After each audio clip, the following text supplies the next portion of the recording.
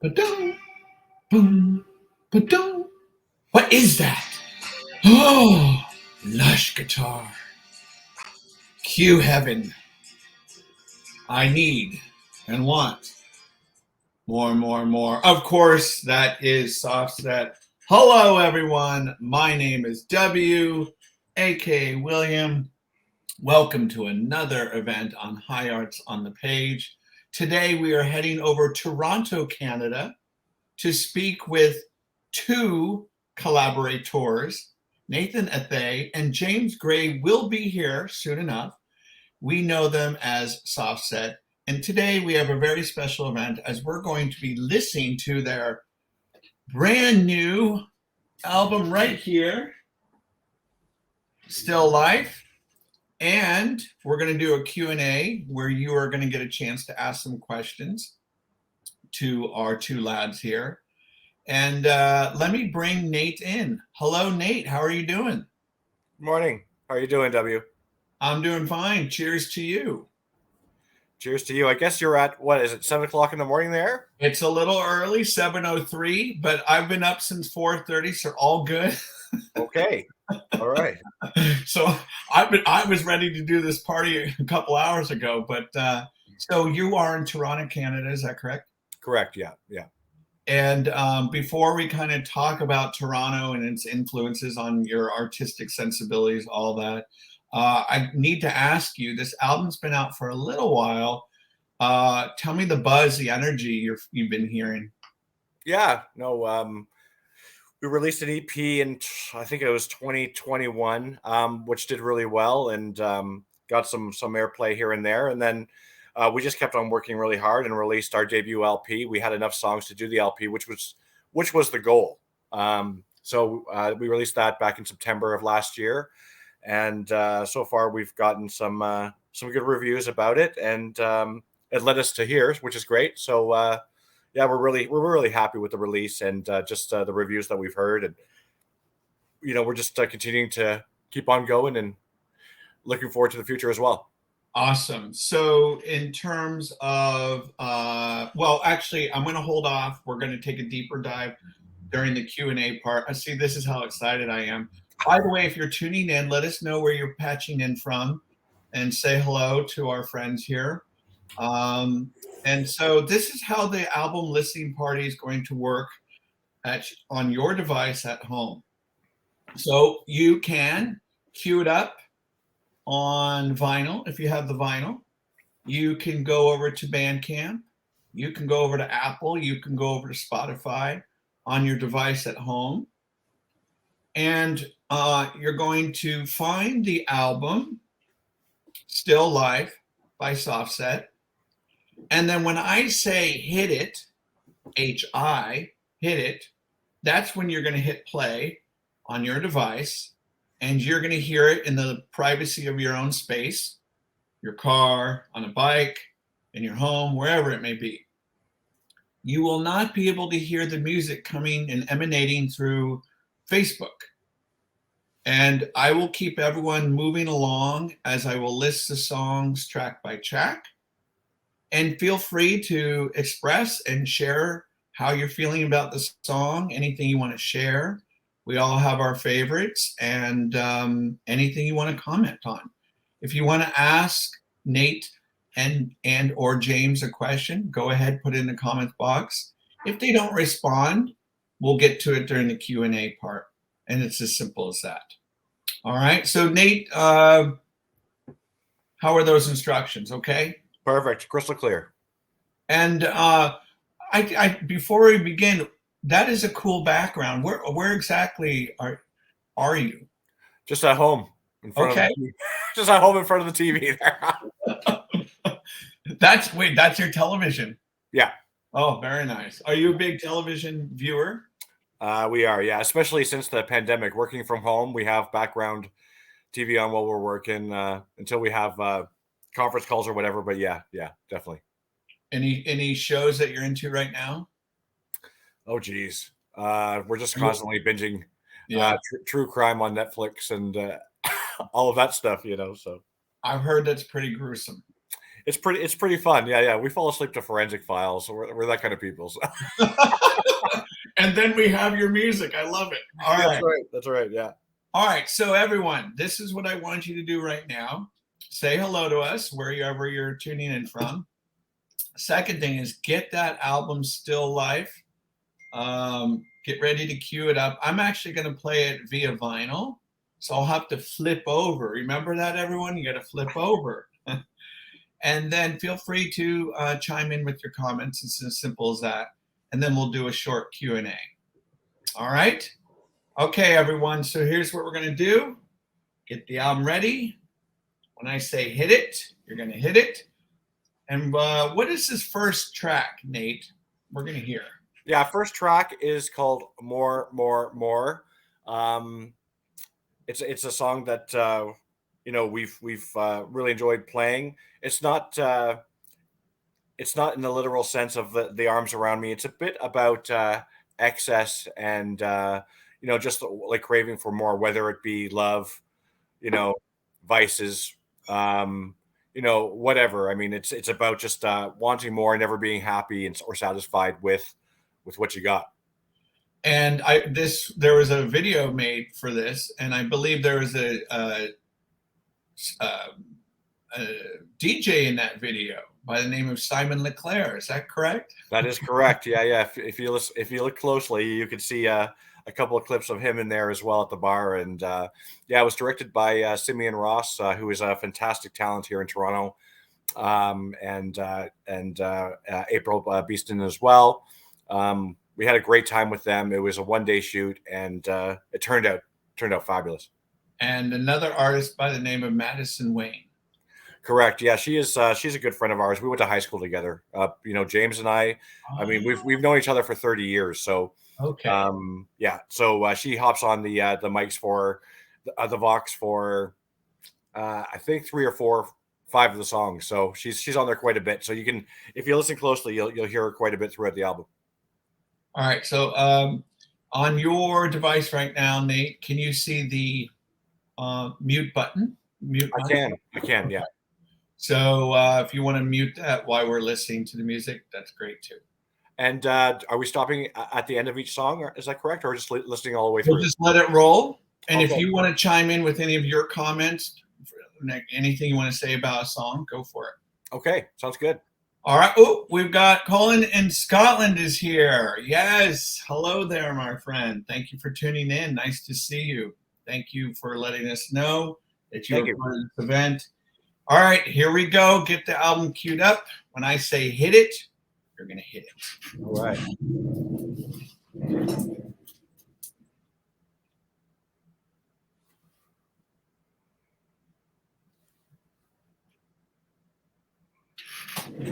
Hit it!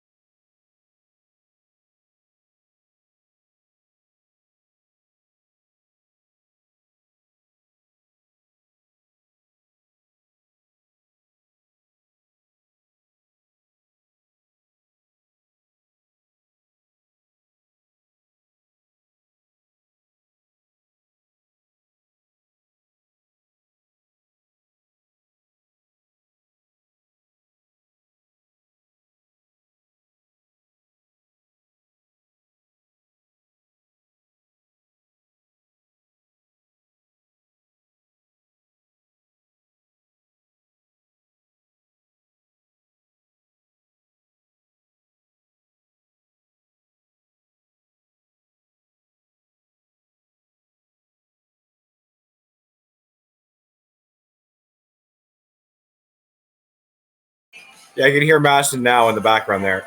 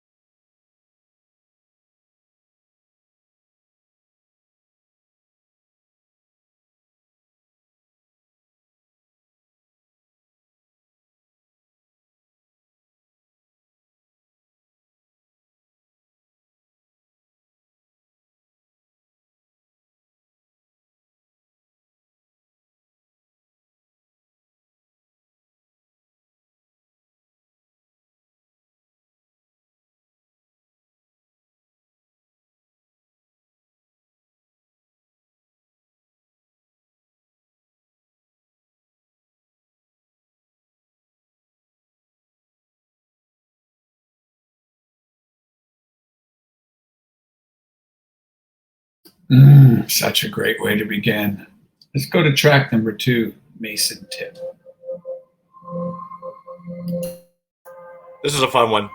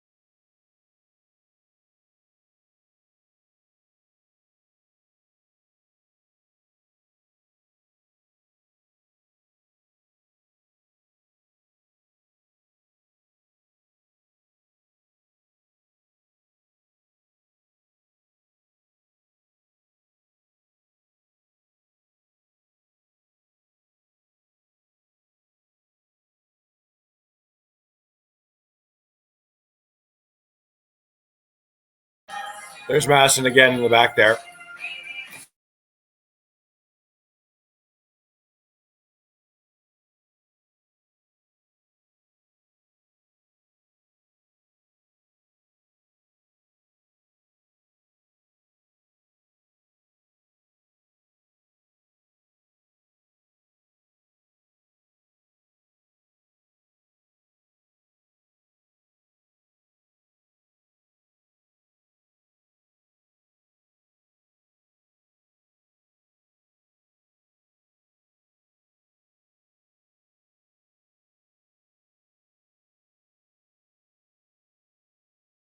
Phenomenal vocals, man.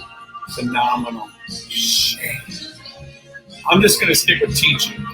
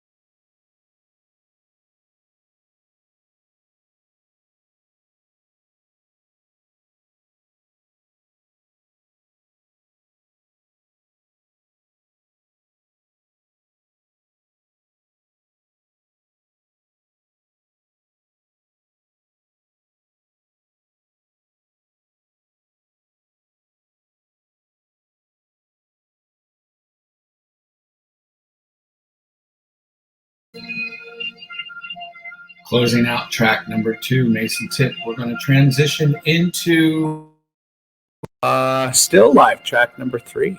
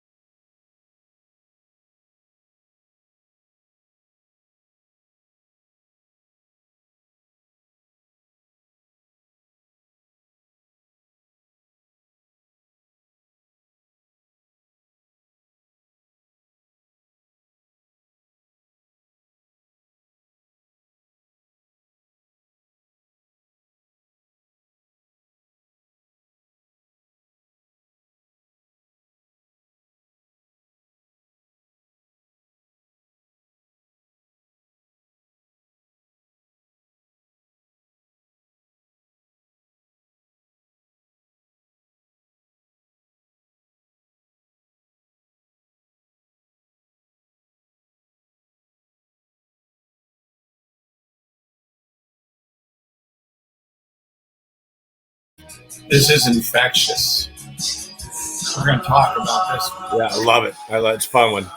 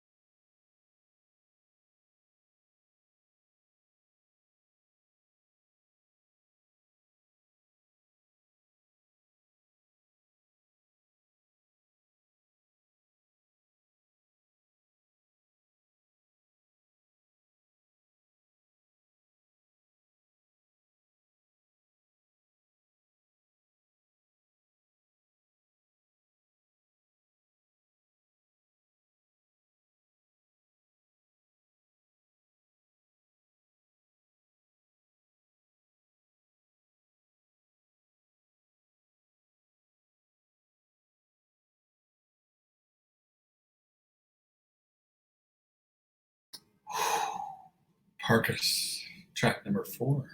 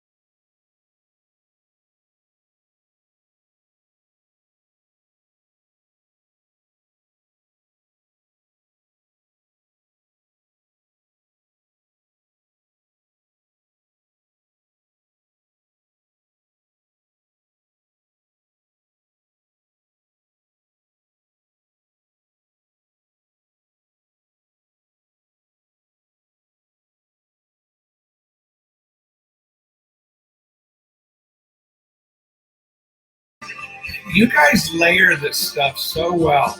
We'll talk about that. That's James, man. That's the miracle of the work that he does. Some really good production there.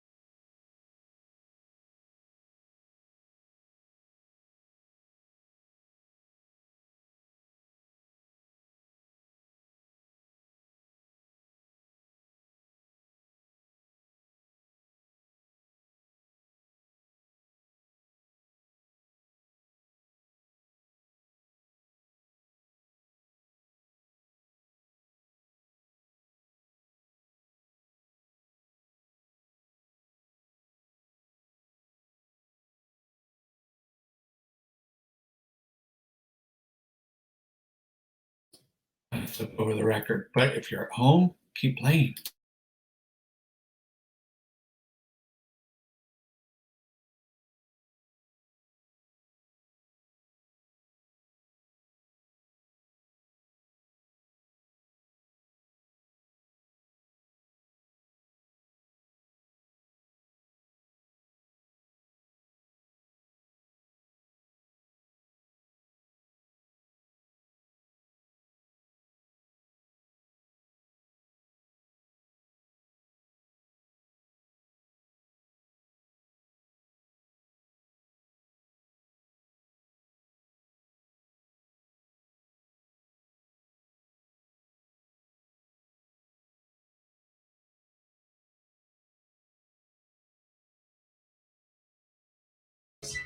Just full throttle injection here. Man, I'm seeing all this stuff live too.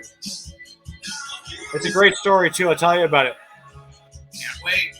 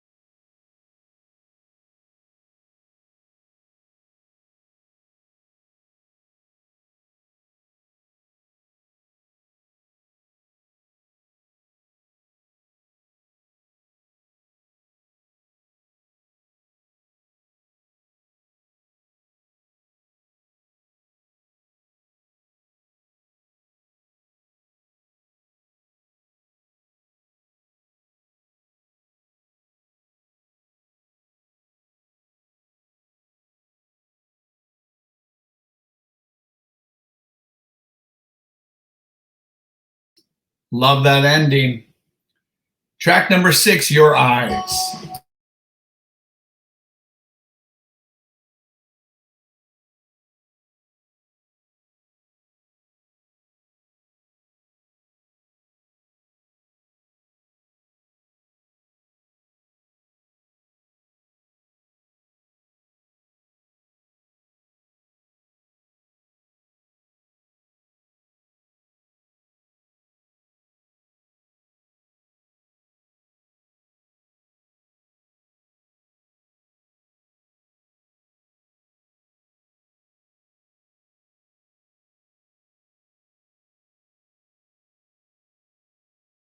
Totally. Totally.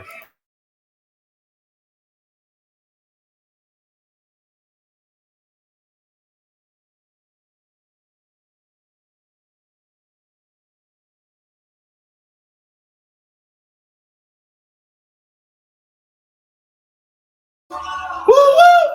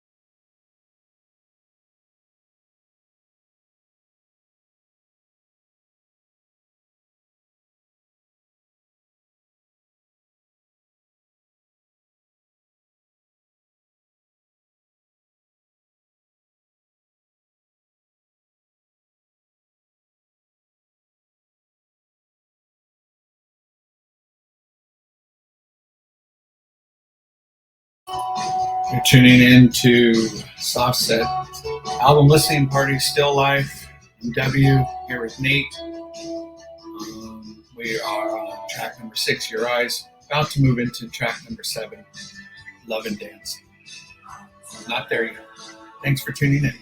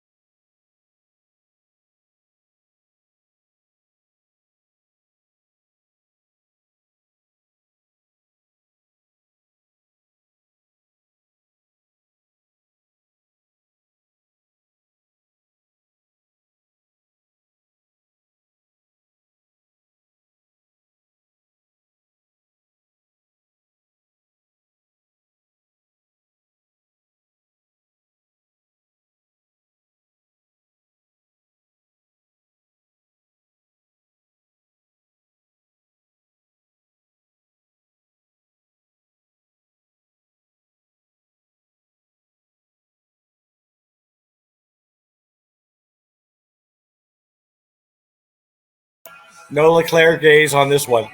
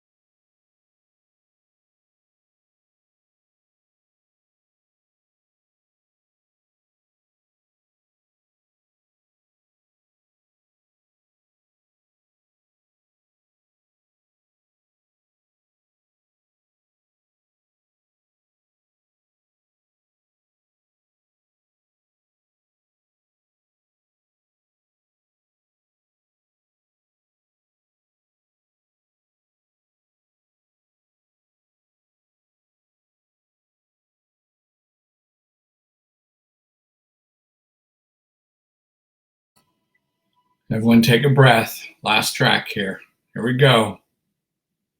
Oh, breathe. And turn it up.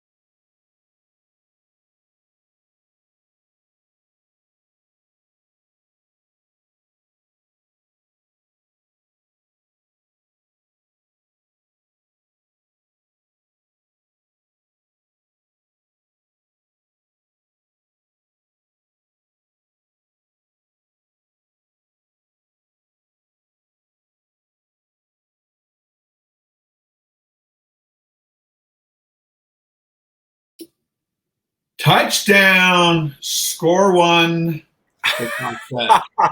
And James made it in time too. I could see him at the cottage. He must have been just. I'd hate to be a police officer on the side roads there. Yeah, really, right? The road in's really soft, so it took me in there. Well, hello to James and hello to everyone. Thank you for tuning in. That was a great listen to the album Still Life. 8 tracks. I actually have to stop there. The tone arm.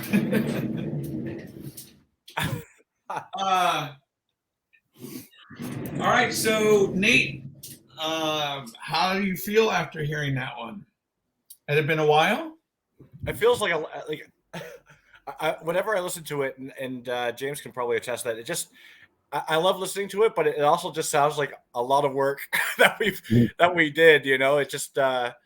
We're both very proud of it, but whenever we do listen to it, like it really brings us back to the time that we were doing that. But also, there was a lot of work involved. I mean, it's just James and I, and I mean, James did double duty with producing and playing and singing and everything. So it was a lot of work for everybody.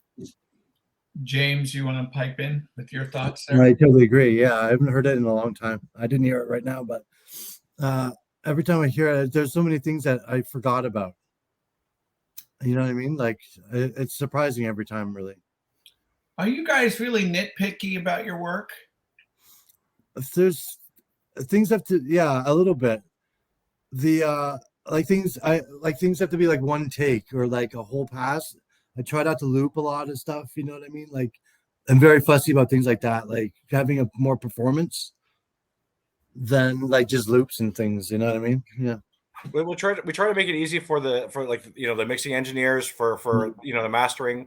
Like when we deliver the tracks, like there's a lot of people will do punches and this and that, but we try to just do ribbons of color, and we really try to do just one pass of the vocals, one pass of the instrumentation all across the board, so that the mixing engineers are only focusing on just one band at a time, as opposed to trying to put things together that way. So Yeah, automation and all kinds of it stuff. takes more time, but as James said, it's more of a performance as opposed Yeah, to it seems truer. It seems truer too. You know what I mean? yeah.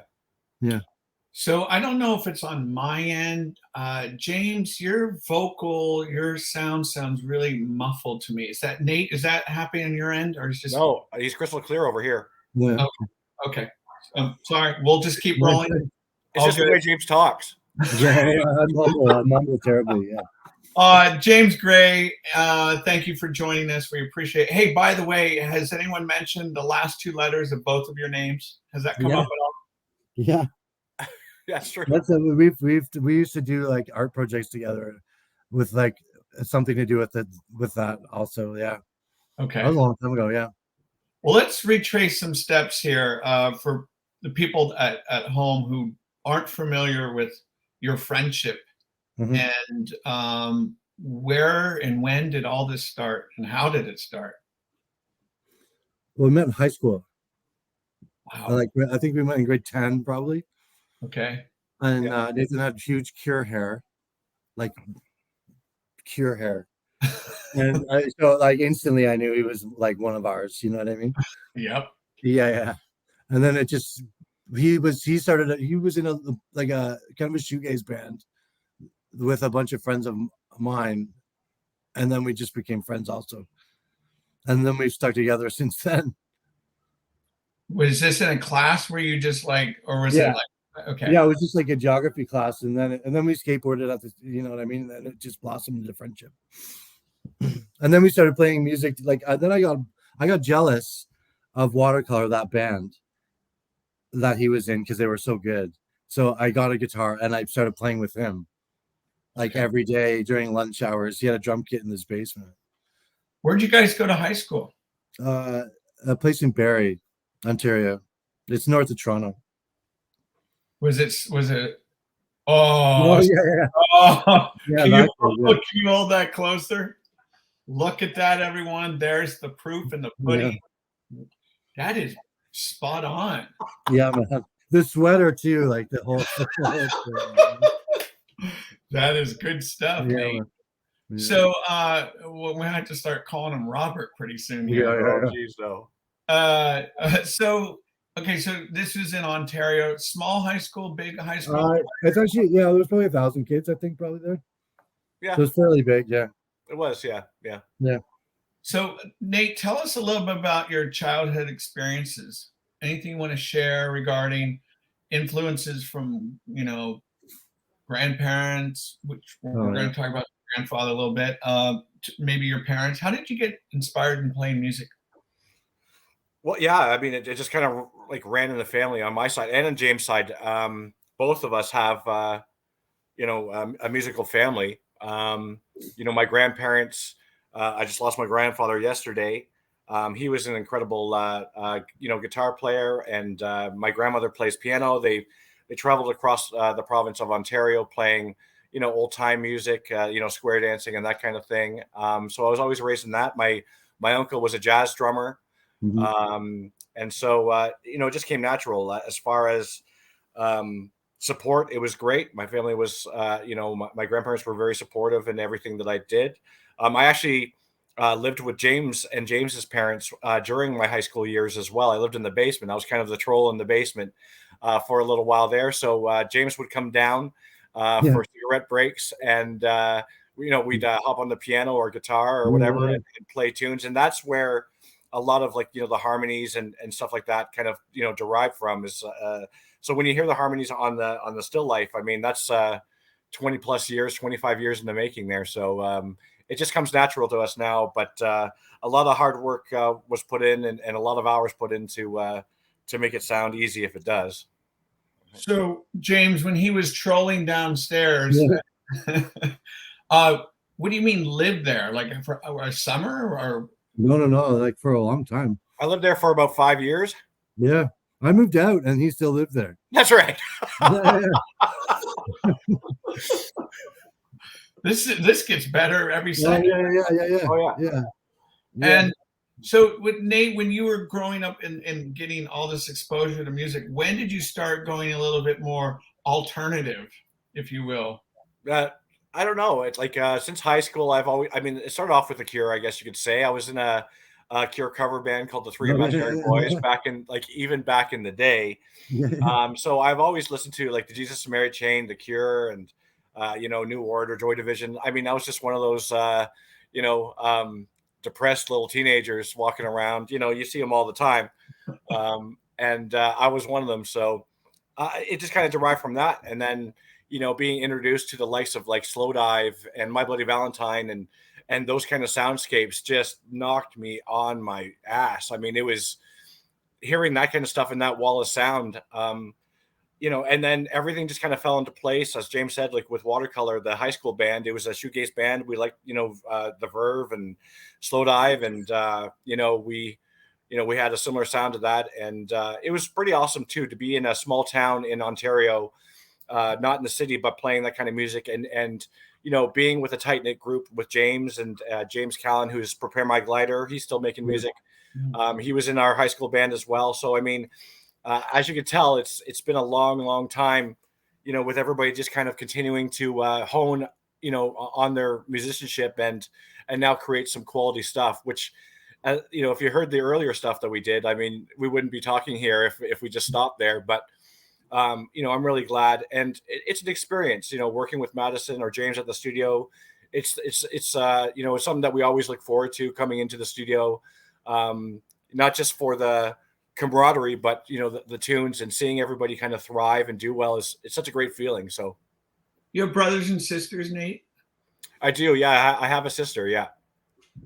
And older, younger? Younger, 3 years younger. So I had an older brother that had a huge influence on what I listened to growing up.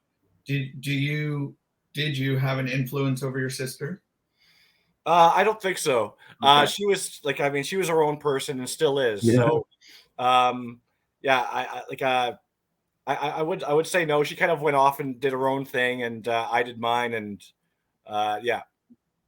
James, what about your upbringing? Now we know that Nate has been a huge part of that experience. Yeah, he's been a big influence. Yeah. Tell us about your upbringing a little bit. Yeah, I guess everyone's been in music. Music's been around in my family forever. My uncle was in a pretty big kind of 80s band in Toronto, called the Parachute Club. They had some like mild hits. They played with Hall & Oates and stuff like that. Like they were fairly big band here, like in Japan and Germany or something ridiculous like that. So I've been around and like, getting to go backstage at his shows with like the Thompson twins or, just around people. It seemed just kind of normal. And my grandfather was, he played like every day, like clarinet and trumpet, guitar, everything. Like it's just been around. Well, and he worked all day and then drove like 2 hours. Yeah. And then he was pretty awesome too. Yeah. Yeah. So what was that kind of pivotal moment, James, that you kind of moved into different, genre of music? Yeah, my dad was really into weird music. Like I grew up with like, Kraftwerk and like weird, like Bebop Deluxe or like, even there was like Stockhausen records kicking around. Like it's it's just weird's been around. One of my first vinyl records, the B-52s, the first B-52s record, like I had that when I was 4. And so it's always been a little bit off of everybody else. You know what I mean? Like it's just kind of built in, I think. And when you guys were at this high school together, did you feel like outsiders? Yeah. We were skateboarder kids too, so it was like it's kind of a smaller town there. So yeah, we were outside a little bit. You know what I mean? Like it felt different. Like we got along with everybody because we were pretty friendly guys, but we definitely were not the high school types, I guess. You know what I mean? Did you like school at all? Just the academic? No, I didn't get along with school.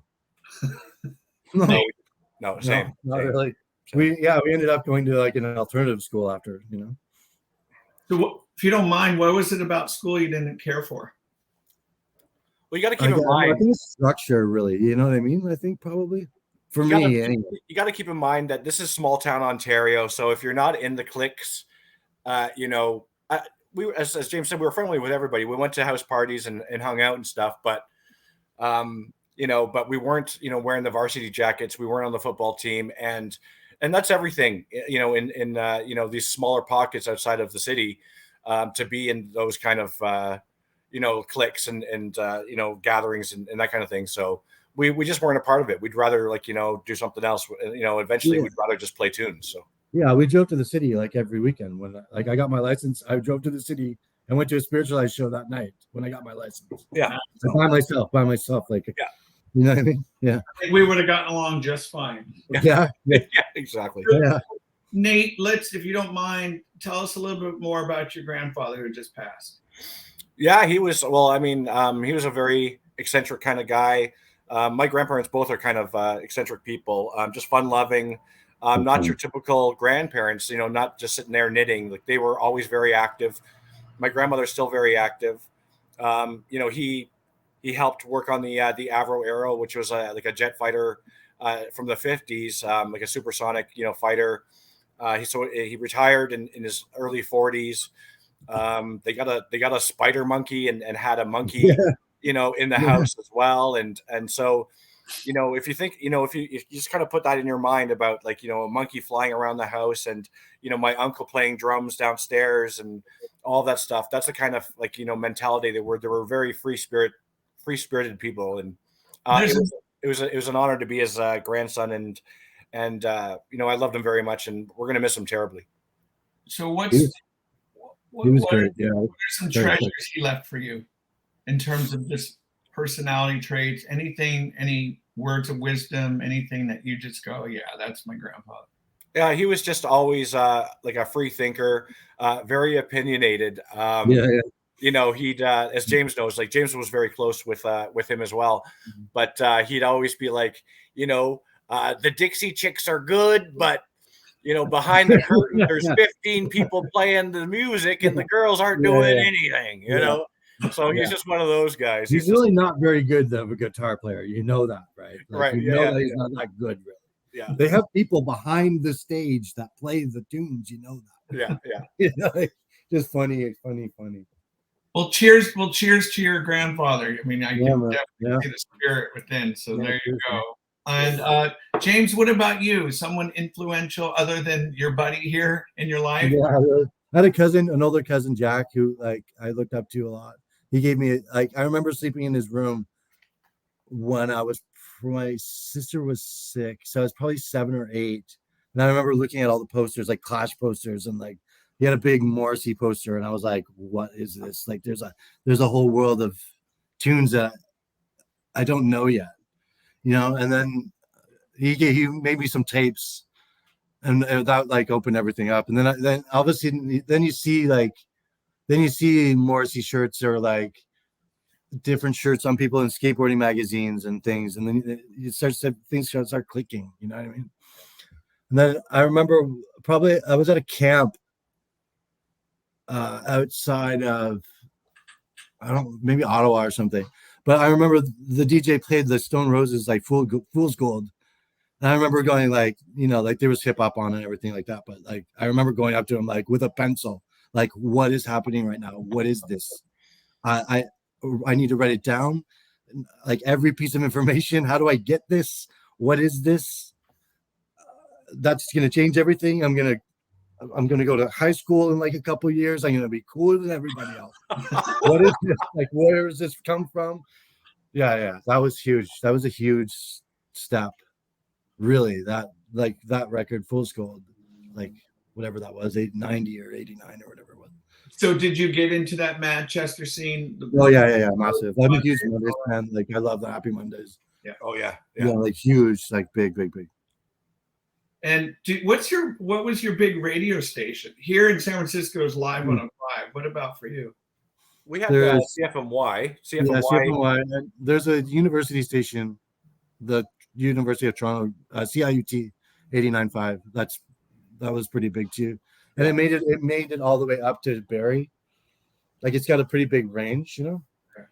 That was a big one, and CFMY too was big back then. That was back in the day, Dubs, when you know, you were able to request stuff and you weren't just force fed, you know, songs that you're forced to like. So back in the day, you know, especially when Pygmalion came out, like they did a listening party for Pygmalion. You know, radio station. It's a bigger radio station now. You know what I mean? Yeah. So now it's 102. Now it's the Edge, and I'm sure there's an Edge where you are. It's now a machine that just pumps out absolute garbage. So yeah. Okay, so you get through high school, then what? Then I guess we both moved to the city, I think. Yeah. And then we just started playing in different bands. Like, then it just kept going, like, band wise. Like, we just kind of stuck together. We were always friends. Yeah, I mean, like, James played in different outfits. I played in different outfits at the same time, doing stuff together. And then over time, you know, we had a band with Madison together called The New State at the studio that we're currently at now. That was about 20 years ago, almost 20 years ago. And it just kind of stuck. I mean, we're very grateful to have the studio that we do, because unlike a lot of other musicians, you know, they have to rehearse for weeks on end to go in for a weekend and drop it all. Whereas, you know, James, Madison, myself, we're able to, you know, go in there, and if we're feeling hot and, you know, things are good, we'll press the red button. But, you know, sometimes, you know, we don't feel it at all, and we're just practicing regular stuff, and we don't record at all. But sometimes there's a reason why there's two fridges in that studio. You know? If there's nothing going on, there's two fridges full of something that can get you going. Yeah. All right. So now, when officially did you label yourself Soft Set? When was that? I don't remember. It must have been 2019. Before we had to come up with a project while we were doing the EP, I think. Okay. Yeah. And then we had Mark talking. Yeah, we were talking to Mark and all that. Yeah. And the EP Love and Dancing. Yeah. All right, so you get that EP, you get some buzz going, you get some interest. Is that when you're like, all right, now we're going to really take this another step?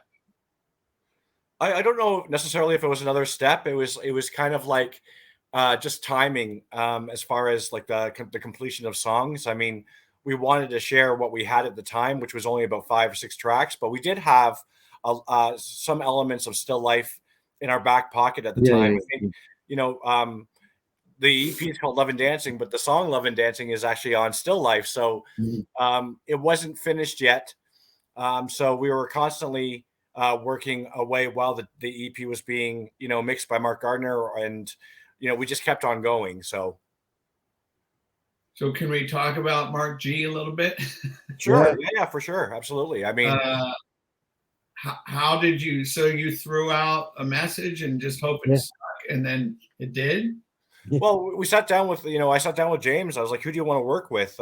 You know, I'm a very shameless person. I'm in sales.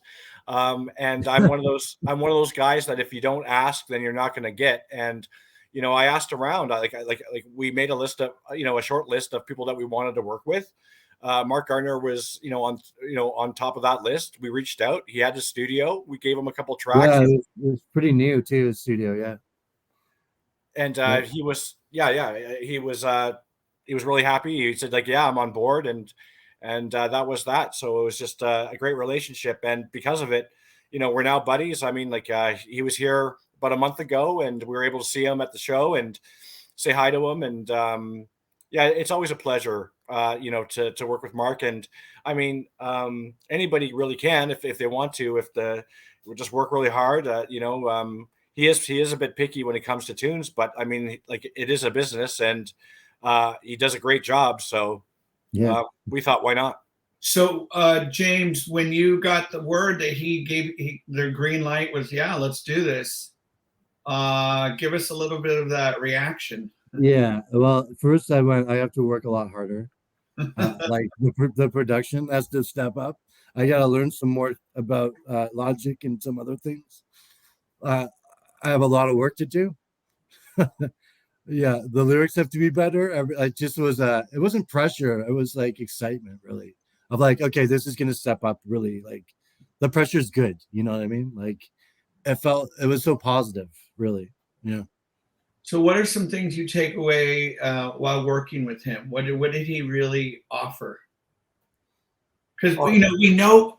Well, I don't know Yeah, him. I only know him of being the lead singer of Ride, and I know he's done production work for other people. But Well, he's a workaholic. He's a perfectionist. yeah.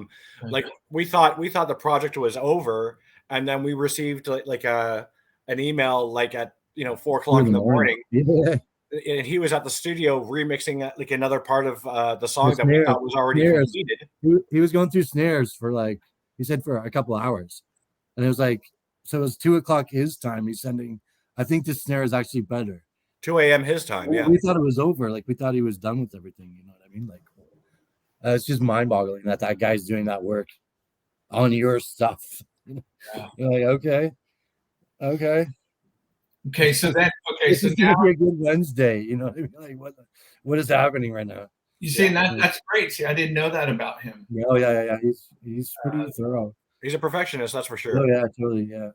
Well, and I mean, from my opinion, I think you hear it in the music that he creates. Absolutely. Oh, yeah. It makes perfect sense. Yeah. And then when I saw them in San Francisco 3 weeks ago, Mm-hmm. I mean, it's just like, okay. Yeah. They clearly know what they're doing, and anyway. So yeah, that's what an amazing experience. He's so down to earth though, Dubs. Like he really is. He understands that, like, at his age and his genre, like their genre of music. I mean, the fact that they're traveling the world, he's just such a down to earth, sweet guy where he knows he's grateful and appreciates every day. And we took that away as well. Like we're grateful for what we have and we appreciate every day. And, we're not going to tour the world, but, we're just enjoying that we have, the friendship that we do. And, we're on the same mindset with the music and, we're very blessed that way. So Ride and Slowdive are two of my favorite bands of all time. So let's go from Mark Gardner to a gentleman by the name of Simon Scott. Oh yeah. I forgot all about that. Oh my God. So if you have the album, if you look on the back, it gives you some really. So it gives mastered by Simon Scott. Tell us how that came about. Same kind of thing. I mean, like, Simon's got a side hustle, which is SPS mastering. And again, another workhorse in the music biz where he's working on his own stuff. They're currently working on, a Slowdive album. He's traveling back and forth to California and Cambridge constantly. I reached out to him saying, like, can you slot us in? He's like, send us some tracks. And he's like, yeah, no problem. And again, both him and Mark have been so responsive, and not for 1 second did we feel that we're dealing with a celebrity or being appeased in any way. They were just utter professionals and explaining to us, especially Simon, like, breaking it down to megahertz and, all this stuff. Like, and sending you like this whole breakdown. He'd send you like in his emails, he'd send you like this whole breakdown of what he did for every track. And you're like, I don't really care. But this is but him doing it. But it's amazing. I mean, like, you save those are the emails that you saved a little bit.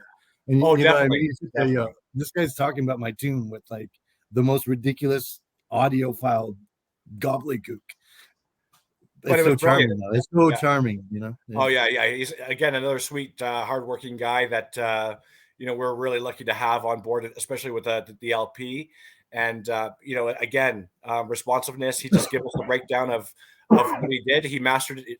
So he mastered it for digital, and then he also mastered it for vinyl. So you will hear different levels with both. So he spent a lot of time on both, and again, just so lucky to work with him. And we now talk to him on a regular basis. He's a great guy. Yeah. I think you might be the third or fourth band that I've done an interview with that his name has popped up. Not surprising. Yeah, he's amazing. So how long did this take for the mastering? Well, I mean, when he's able to slot you in, he does it rather quickly, and I think the whole LP he did it in about a week.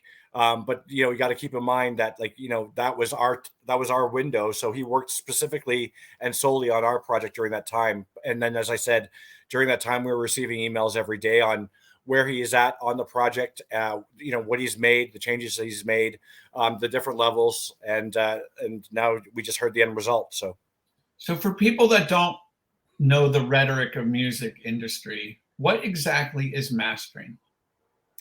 Well, mastering basically is kind of like the final piece of the project puzzle where the mixing has been done, everything's been separated, and everything's been put. But the main thing about mastering is the consistency and the flow from tip to tail, as far as like the beginning of More to the ending of Breathe, and just making sure that it flows properly. The sounds are great. You don't have to run to the stereo to turn it up or down.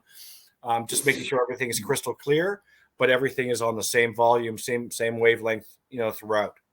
And Simon does a fantastic job doing that, because when you receive it back from Shay, which we did, you could tell that there's issues with not issues, but there's dynamics there that had to be kind of cleared up. And so Simon did that for us, which was great. And then the mixing, my God, Shay Brassard over at Hotel Tango, he's fantastic. I mean, the one thing I can say, Dubs, to anybody, I think James can attest to this, but the best thing is don't mix it yourself. Like the best thing that we ever did was hand it over to Mark or Shay, because we came back with songs that we did that were I would say completely different, but so clean. And the pronunciations of some of the instruments that we used, they heightened it in certain areas where we never thought they'd be used. And so it was just a surprise every time we got the files back, and it was great and worth every penny.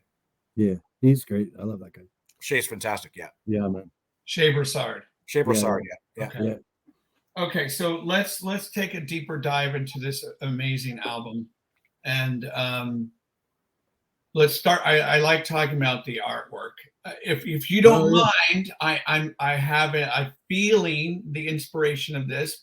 If you don't mind me saying, I feel a little Peter Saville a little bit.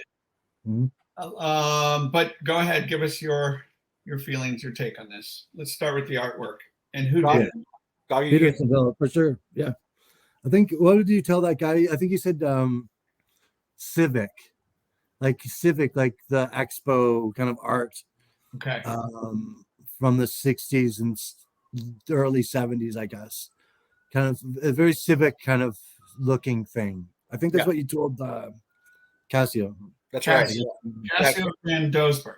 Yes, he's out in Madrid, Spain, and he does some really neat, like, homoerotic art on his Instagram. He does other illustrations for other record labels.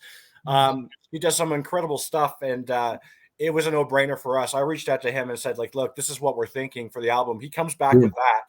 Well, and so many options, and it was great. He gave us some options, but that was like the main option. Yeah. And James and I just looked at each other as soon as we opened up the email, and we're like, "That's it. That's it." Like, he nailed it. That's so cool. And how did you find him? Just on Instagram. We followed each other, and we really liked his work. And then I DM'd him, and he got back to us right away. He said, "I'm actually following you on Instagram. I actually like your tunes and all that stuff." So like he already had the Love and Dancing EP, and was happy to hop on board for Still Life, which we were really pleased. And the single art. So if you look at the back of the LP, Dubs, so he designed the cover, and then took parts of the main cover for Diamond and the More singles. Oh yeah. Okay, nice. Yeah. Yes, love it. So let's talk about the album tracks. Sure. You said at the very beginning, I think there is a story to More, the leadoff song. Well, there's more. I mean, that word, those 3 words are in our dictionary. We have our own kind of dictionary, and if you hear the album from start to finish, there's a lot of similar words. Like we do have our own kind of choice of words that we use. More is an old outfit that James was in with Madison, and then it was a song. It's always been around. Yeah. And we decided to put it on the front and center. So there's always a little bit of history in our newer stuff when you see it. James, do you want to add anything to the song? The whole song came from actually listening to Shea Broussard's band Comfortable, I think they're called. And then I was like kind of pissed off at how good it was. So I just started to do something. And that's what came out of that, actually. Totally, to be honest. I did a lot of it on iPad laying down. So, okay. Yeah. Yeah. Before we go into a little bit more of these songs, so can you tell us, Nate, what exactly is your role? James, what's your role? Well, we both have the same role. And that's just to deliver good music. And it doesn't matter if it's James hopping on a keyboard or a guitar, or me hopping on a keyboard or guitar. We both sing on the tracks. We both play different things on the tracks. Yeah. James is the producer, though. He's spent the time learning Logic, where I looked at it and I'm like, James, this is you, buddy.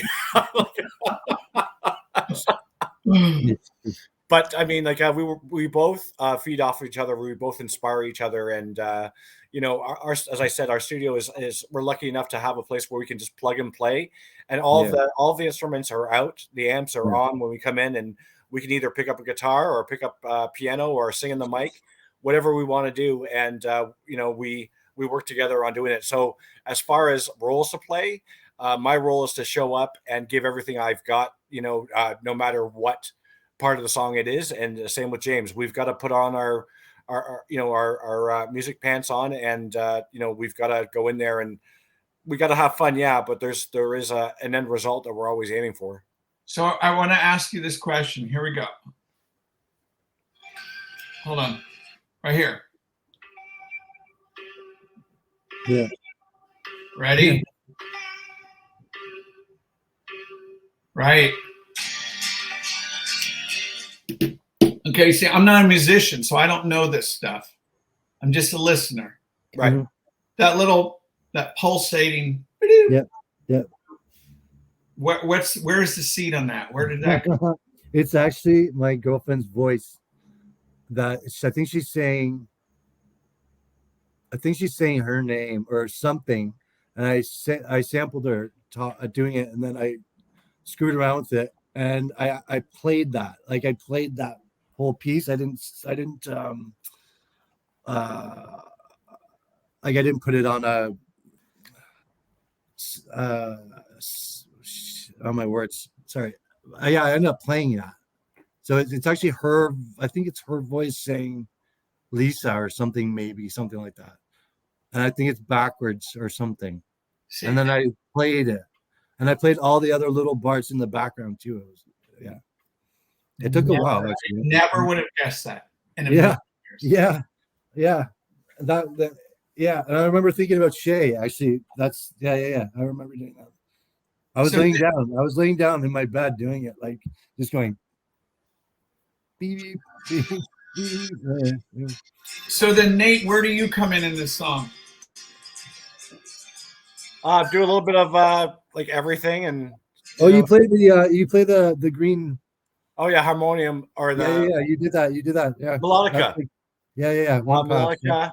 And then I do that. So when the drums come in, I do that as well. Do the ride. Yeah.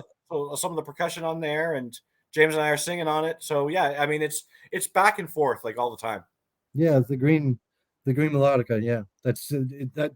Usually we have that green melodica for that record. We had it sitting out a lot just to get an idea, like really quickly expressed.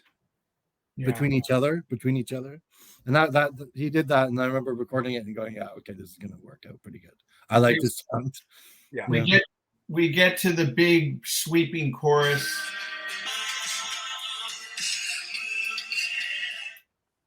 I as you guys continue to gain momentum and traction, so one of the things I really noticed in this while listening to this, and I noticed it before, but is very prominent this time, your vocals. It seems like you put a lot of attention to your vocal work. Is that correct? Yeah. I didn't until James told me to be louder. Yeah. I always thought that was this special part that maybe we had together. Yeah. Like the vocals, the thing that like harmonize. Yeah, and it was the thing that made us most us, I think. So just kind of keeping on that more, like adding that more. Yeah, I think James and I saw each other about 2 days ago at the studio, and we're working on some stuff, and then we kind of like looked, took a step back and said, well, like what makes us like, why are people listening? And James pointed out, it's the Vox, and that's our kind of signature, and so going into some future projects, we're going back to basics. We're going back to best practices where we'd set 2 mics up at the studio and kind of like do a performance of the songs that we're doing, and whereas recently we weren't doing that, we were just kind of like going right into the recording. So now we're going to take more time, work on the performance, work on our singing together again, in order to keep that signature sound going. There's such a I think you mentioned it earlier, Nate. There's such a really strong flow to this album, track to track. Was that just you guys constantly going back and listening to it, or is that the work of Simon? I think it's a combination. Doug, I don't know if you want to chime in, but I think that we didn't think about the order until we had to think about the order. So we were just making tunes, and then at the end of it, we decided at the end what flowed best together, and I think we did a good job of that. But it was never a conscious decision to, okay, so more is done. We need something like Mason Tip to follow up or anything like that. It was just kind of like, here's a folder, literally like a digital folder full of songs. Where do they fit on this project? And Dog, I don't know if you want to. You kind of in your brain, you kind of like have certain kind of keys and things that are consistent that you try to keep consistent throughout like a whole project. Like he was talking about the dictionary, like there's certain kind of like little rules that you should stick to throughout a whole thing to keep like really more cohesive than not, like just those little things like you wouldn't think about, but I think they're very important to like keep things in the same things like, so things are drastically different, like their snares are similar but different. So there's like kind of like a vocabulary, like a dictionary of sound that's consistent throughout. So then you have the option of different things can match up together well, and it sounds as a whole, like it's one piece of production. Can we talk about another song here? One of my favorites. Sure. This is Still Life.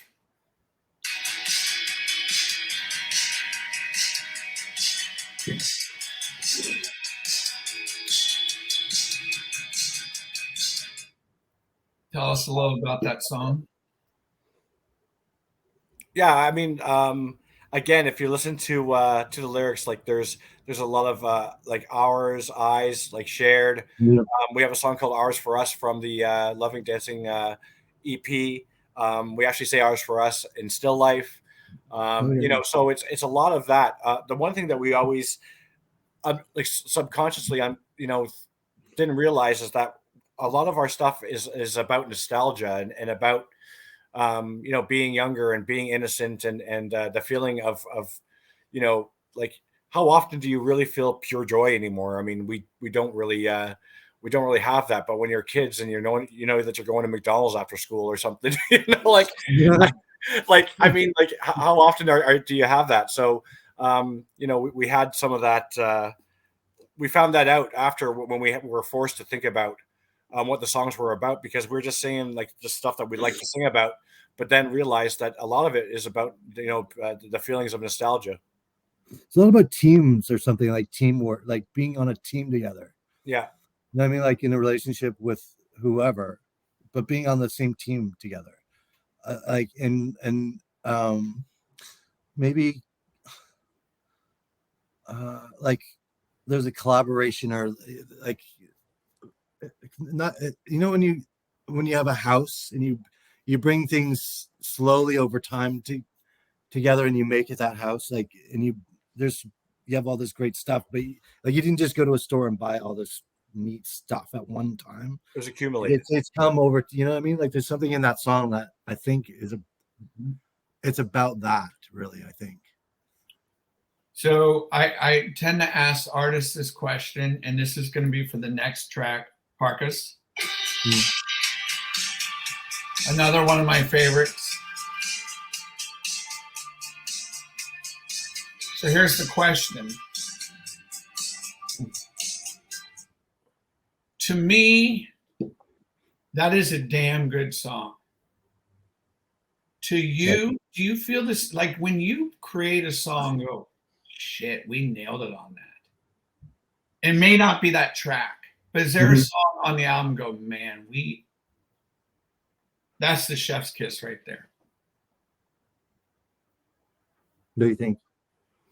I don't know. I really like the construction of More for so many reasons, and Diamond. Those are my two faves off the album. Yeah, I think so too. Good. The reason why with More, if you listen to it, like it's 3 chords, and to make a song 5 minutes long and keep the listener, invested, and making changes with the same chords and adding layers. I'm really proud of that. And I'm really proud of, what James did as far as the construction of that. So how it works as far as our musical process is James will introduce a song to me, and I'll listen to it, and we build together on that. And when James introduced More, and just with the 3 chords and then just building the layers that we did, we knew immediately as soon as we started building it out that was going to be the first song. That's one thing we did know, is that it was going to be the first song on the album, because it was just such an introduction to really who we were and who we are, and just kind of like, welcome to Still Life. This is the album, and More just was a no brainer. And then with Diamond, it's kind of like it's more abstract from the more melodic stuff that we do, but it's a little harder. But I'm really proud of our Vox performance on that, the way it flows. It's a bit different, but still has that ethereal kind of sound there as well. But Just that driving rhythm. Yeah.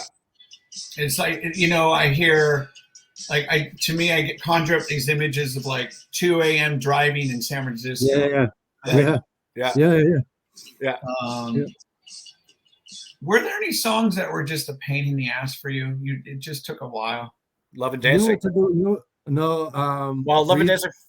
Breathe took for. Oh, Love and Dancing did too. That Breathe and Love and Dancing. Breathe, we've had kicking around for a while.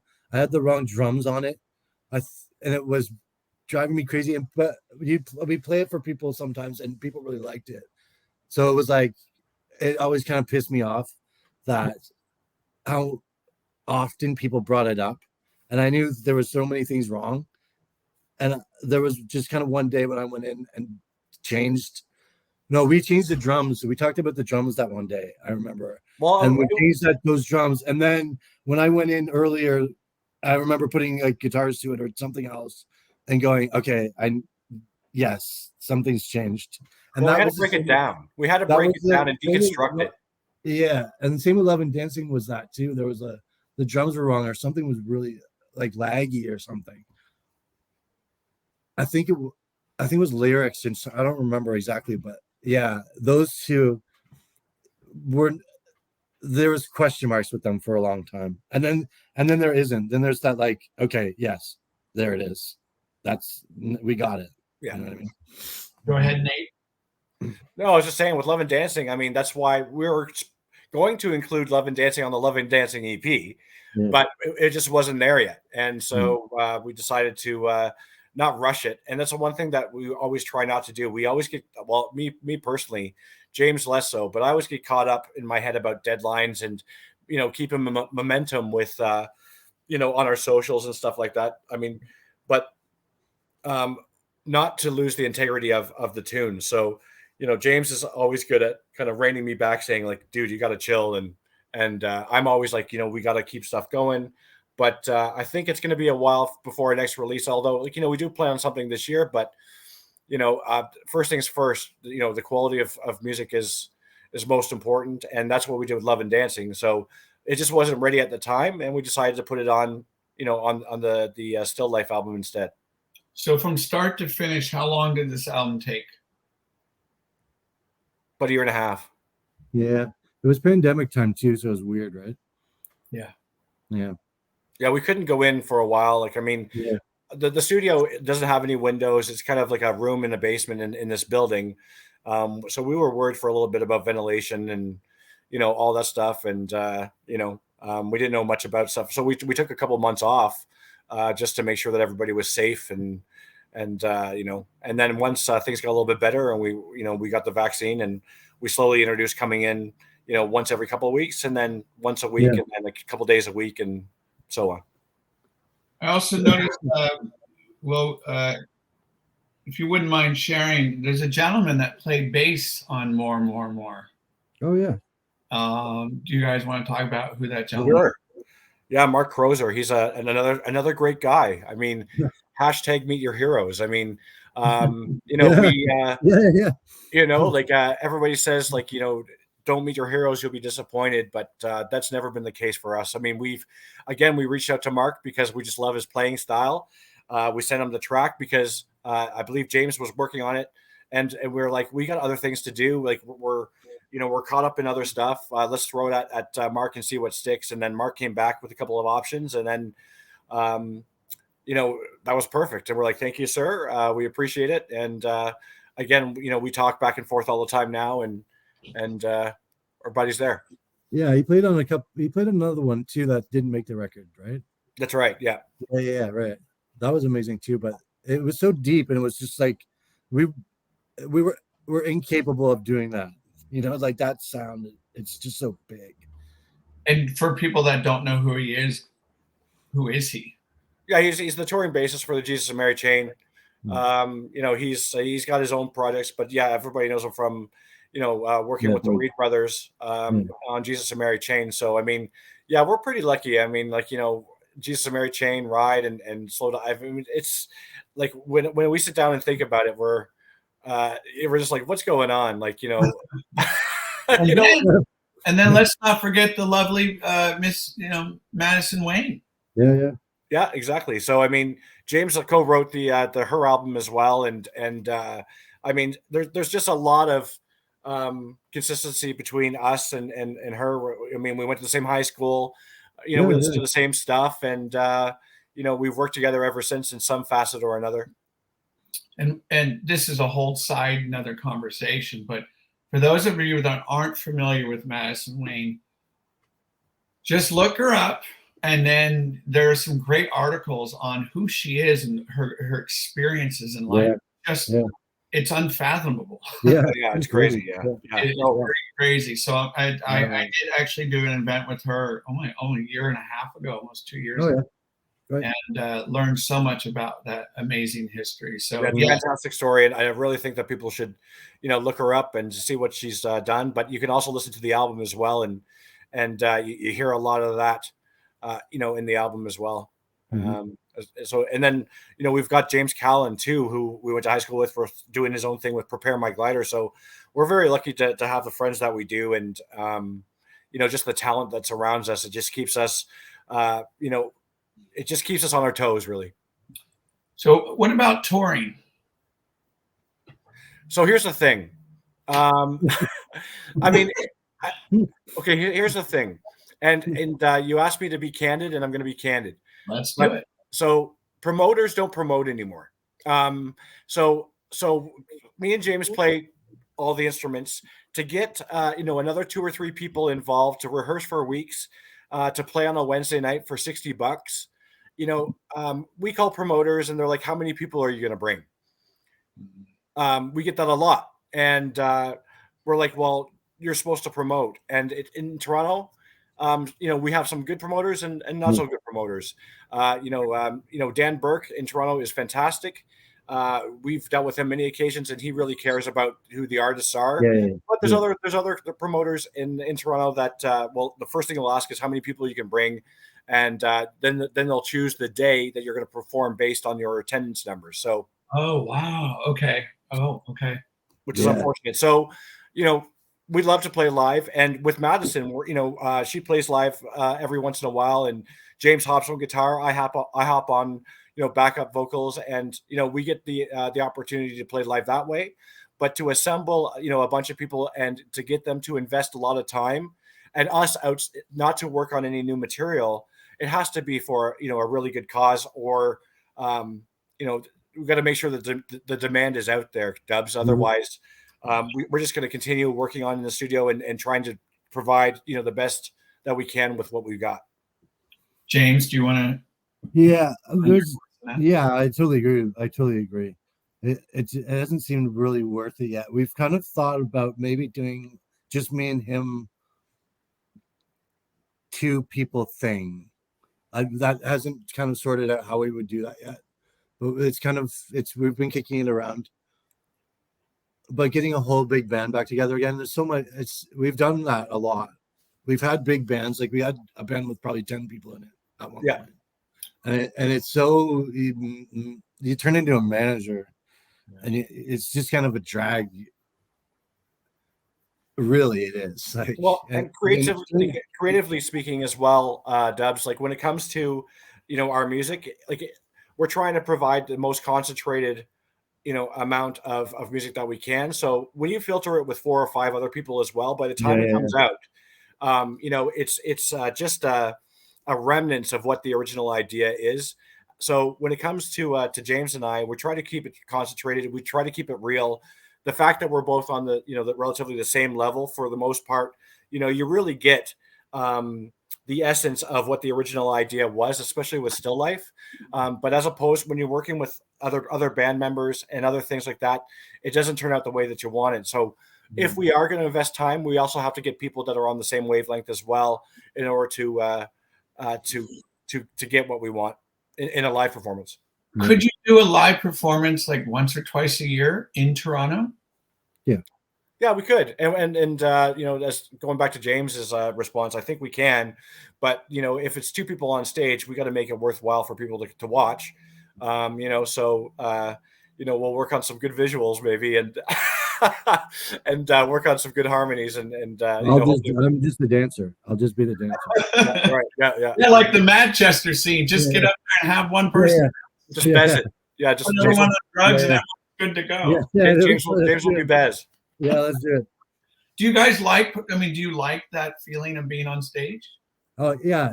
Once I'm there, I hate it right before. I want to break my fingers like 10 minutes before.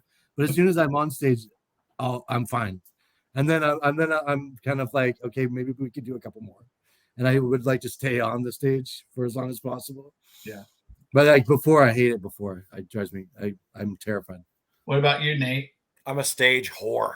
Oh yeah. I slut it right up on the microphone. I love it. Yeah.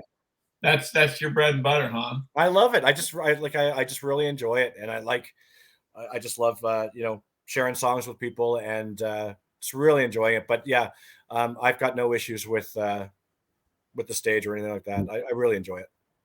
So we're going to come to a close here. I have a couple more questions. Thanks for tuning in, everyone. We appreciate it. I want you guys to tell us some memorable concerts you went to, either together or individually. Some memorable shows. Probably, it was probably one of the best ones was probably there's a Slow Dive James show that we went to. We were really young. I think I was 18. And the drinking limit here is 19. Right. We went to that Slow Dive and James show. We went to Much Music and James was there. And then we went to that slow dive show, and we met Rachel and Neil, and she wrote me a note to get into the 19 plus show the next night. Yeah, which was the last slow dive show before they disbanded. Yeah. She wrote me a note for it, saying I was her cousin or something like that because I was underage. That was so much fun. Me and you, yeah. It was great. Yeah, that was one of the. I wish you kept the note. I know. I've like moving around. I've lost that note. Have you reminded her of this story? Yeah, we have. Yeah. James, as in the band. Booth. Yeah. Tim Booth. Yeah. That's great a hell of a pair, right? Jeez, wow. Oh yeah. No, that was amazing. Yeah. Wow. The venue was awesome too. Oh yeah. 360. Yeah. And we remember James Slow Dive opening up for James, and they're playing, Souvlaki Space Station with the sun going down and the stage turning 360. It was fantastic. It was just a beautiful, beautiful experience. What venue is that? It was the Ontario Place Forum. That's right. Yeah. Which is now the Budweiser stage or something like that. It doesn't spin around anymore. No. It used to spin around. It was like really, really weird. Yeah, now not because of a lawsuit, maybe. Yeah, right. Yeah. What about you, Nate? What's a show or two that just stands out in your mind? Oh, geez. Probably going back to my fuzzy hair, the Cure, Love and Rockets, and the Pixies at exhibition in Toronto for the Disintegration tour. Like when Plain Song came on and the chimes come on, and then Robert kind of creeps out of the darkness. It was and like in the mist, and it was unbelievable. That show I'll never forget. I remember the Stone Roses show too. That was fun. Oh yeah. So okay. So before we close for the day, long story short, we went to the Stone Roses show in Toronto. Yeah, the Second Coming. Yeah, the Second Coming, and it was in a warehouse. Like it wasn't even a real venue. I don't think. Yeah, it was really weird. Yeah. And it was the worst show that I think we've ever seen together. Yeah, it was really bad. And the DJ played better. The DJ was better, actually. Yeah. Ian Brown was just off his game, and everybody was. Yeah, it was terrible. So we had a couple of drinks, and we're heading to the car, and James decided to he had to go to the bathroom, and so he relieved himself on the tour bus. And Manny, the bass player, and then Manny comes bouncing out of the tour bus and says, like, "What are you doing?" And get on your bus. That show sucked. You guys sucked. The show sucked. And he's like, "You want to come upstairs and hang out?" He's like, "Do you want to tell? You want to tell Ian Brown that?" And James like, "Yeah, let's do it." So we went up and hung out with Ian Brown and John Squire for a little. Yeah. And then the show wasn't that bad. It was okay. You guys didn't do that bad. I mean, it was okay. Yeah, you guys are putting me on. No, yeah, seriously.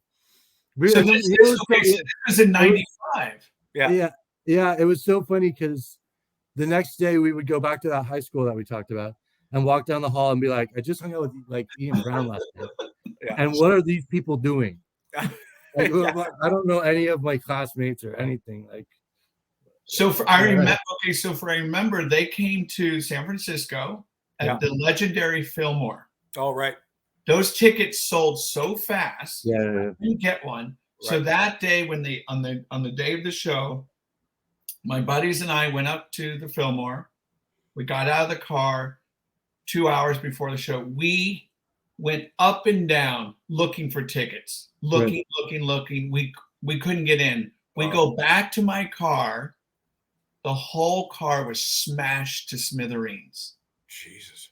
So not only did I not get to see the Roses, $600 in window damages, and whatever they took my friend's purse and stuff like that. It was just so I never got to see the Roses ever. Oh wow. Well, during that time, by the sounds of it, it was okay. Yeah. And that's what I hear. The best show is backstage. Yeah, that's right. For sure. Yeah. I'm sure that must have been a fun time. Yeah, it was interesting. Yeah, it was very interesting. Yeah. Yeah, it was fun. All right, let's talk about some albums, some seminal albums that you guys love. Yeah, Souvlaki. That's probably one of that really brought us together. I think as friends, too. Yeah. That record. Yeah. Slow Dive. Nate, what about for you? Well, we go through, James and I actually go through this a lot. Like we have our top fives. Like I Oh really yeah, love Marvin Gaye's "What's Going On." Of course, but Disintegration, like Cure yeah, Disintegration for me, yeah. just one of the best albums of all time in my mind. Stone Roses, Yeah. Stone Roses. So I mean, those are our faves, and like, what can you say about those? They're just classics. D mode. Are you guys Yeah, into? yeah. It took We me a do, while to yeah, get yeah. into them. It took me a while to get into them. I wasn't really into them, but in high school I didn't like them because I didn't like people who had depressed mood shirts on. Really. Like it just like so like a young opinion. Yeah. I have since become a pretty big Depeche Mode fan. I love Depeche Mode.